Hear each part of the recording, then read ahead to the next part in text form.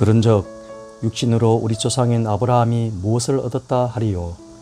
만일 아브라함이 행위로서 의롭다 하심을 받았으면 자랑할 것이 있으려니와 하나님 앞에서는 없느니라. 성경이 무엇을 말하느냐? 아브라함이 하나님을 믿음에 그것이 그에게 의로 여겨진 바 되었느니라. 일하는 자에게는 그 삭시 은혜로 여겨지지 아니하고 보수로 여겨지거니와 이를 아니할지라도 경건하지 아니한 자를 의롭다 하시는 이를 믿는 자에게는 그의 믿음을 의로 여기시나니. 아멘. 샬롬. 오늘 하루도 하나님의 은혜가 가득한 하루 되시길 소망합니다. 오늘 읽은 말씀으로 행위가 아닌 믿음으로 라는 제목으로 묵상한 내용을 나누겠습니다. 로마서 4장은 사도 바울이 기독교의 핵심 교리인 믿음에 대해 말씀하고 있습니다. 아브라함의 믿음의 예로 들며 의롭다 함이 율법의 행위가 아니라 믿음으로 이루어진다고 말씀합니다. 바울은 아브라함이 하나님을 믿었고 그 믿음이 의로 여겨졌다는 것을 말하고 있습니다. 이것은 창세기 15장에서 아브라함이 여호와를 믿으니 여호와께서 이를 그의 의로 여기시고 라는 말씀을 근거한 것입니다. 바울은 로마 교회에서 교인들 간에 하나님의 언약과 율법에 대해 서로 다른 생각들이 있음을 보고 이에 대해서 매우 명료하고 체계적인 설명이 필요하기에 그들이 존경하는 아브라함을 통해 설명하며 율법 이전에도 하나님께서 믿음을 의로 여겼었다는 것을 보여주고 있는 것입니다. 오늘 말씀에서 바울은 구원이 율법을 준수하는 행위로서 이루어지는지 믿음으로 이루어지는지에 대한 정의를 내리고 있습니다. 기독교는 다른 종교와는 다른 특징을 가지고 있다고 생각합니다. 그중 하나는 신과의 관계를 맺는 방식일 것입니다. 많은 종교는 신과 가까워지기 위해서는 고행을 해야 한다고 말합니다. 열심히 수고하여 사다리를 타고 올라가야 신에게 이룰 수 있다는 것입니다. 하지만 기독교는 하나님께서 종과 같이 낮아지셔서 우리에게 찾아오셨다고 말합니다. 그리고 예수 그리스도를 통해 하나님께서 인류를 죄와 구원에서 구원하셨다는 소식인 복음을 믿기만 하면 된다는 것입니다. 복음은 우리가 무언가를 잘해야 하나님이 우리와 친밀한 관계를 맺으신다고 말씀하지 않습니다. 복음은 우리가 어떤 과거를 살았더라도 그저 예수 그리스도를 받아들일 때 그분이 우리를 구원하시고 자녀 삼으신다고 말합니다. 그래서 복음은 우리가 잘해서 얻은 소식이 아니라 하나님이 거저 값없이 주신 선물인 것입니다. 우리 스스로가 우리의 공로로 구원에 이룰 수 없지만 그분의 은혜로 우리에게 구원의 길을 열어주신 것입니다. 그러나 우리는 세상에 속해 살아가기에 세상의 메커니즘, 그 구조가 몸에 배어 있을 때가 있기에 오늘 말씀에서 그 부분을 생각해 보게 됩니다. 우리의 삶에서는 가장 익숙한 원리가 일한 만큼 받는다는 것입니다. 직장에서도 성실히 일한 만큼 월급을 받습니다. 시험 공부를 열심히 한 학생은 좋은 성적을 얻습니다. 장사하는 사람은 투자하고 노력한 만큼 소득을 올립니다. 이렇듯 세상은 철저히 노력한 대가의 원리로 움직입니다.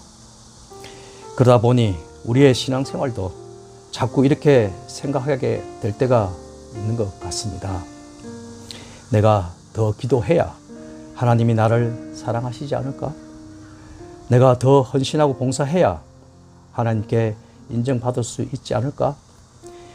내가 죄를 짓지 않고 더 깨끗하게 살아야 하나님 앞에 설 자격이 있지 않을까?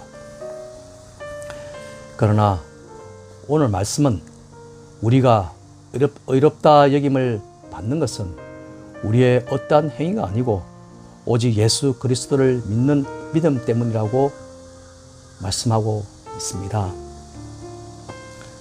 오늘 본문 4절 5절을 보겠습니다. 먼저 4절입니다.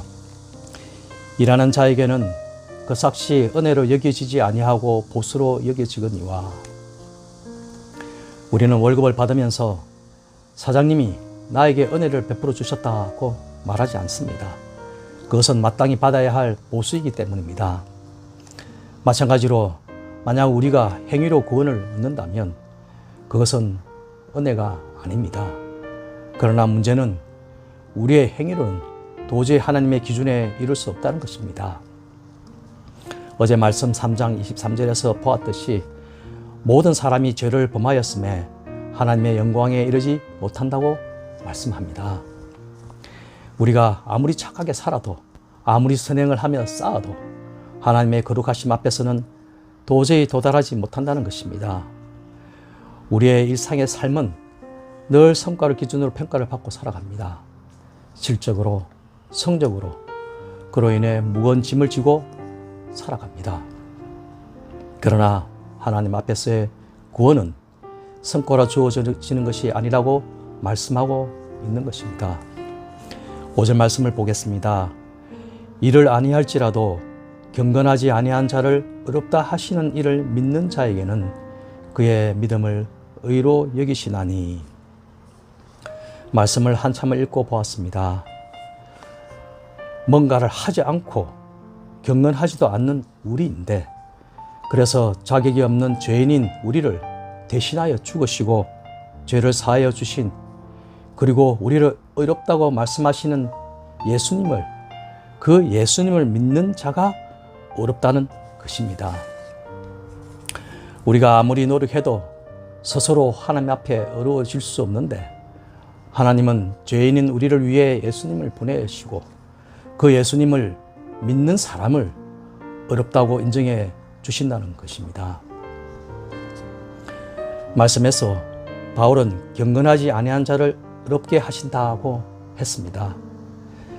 신앙생활은 자격 있는 내가 하나님께 나아가는 것이 아니라 자격이 없는 내가 믿음으로 주님께 나아가는 것임을 말씀하고 있는 것입니다. 완벽해서가 아니라 부족한 우리를 받아주시는 것이 복음이라는 것입니다. 신앙생활을 하다 보면 나의 부족함으로 낙담이 되고 하나님 앞에 설 수 없을 것 같은 때가 찾아올 수가 있는 것 같습니다. 그때 본문 말씀을 생각하고 다시금 주님 앞에 나아가야겠습니다. 그리고 우리는 구원을 믿음으로 받았지만 그 믿음은 반드시 삶으로 드러나야 합니다. 봉사, 나눔, 이웃 사랑은 구원의 조건은 아니지만 구원받은 자로서 입은 은혜를 기쁨으로 흘려보내는 것이기에 그렇게 삶을 살아가야겠습니다. 오늘 하루 나는 부족하지만 하나님이 나를 어렵게 하셨다라는 말씀을 생각하고 그로 인해 좀 더 자유하고 기쁨이 있는 하루 되시길 소망합니다.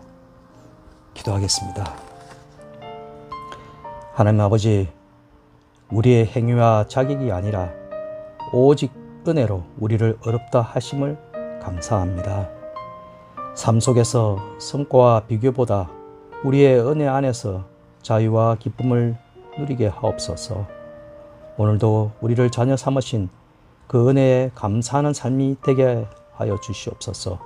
예수님의 이름으로 기도드립니다. 아멘. 계속해서 주한 공동 기도 제목과 교회와 목사님을 위해 기도하겠습니다.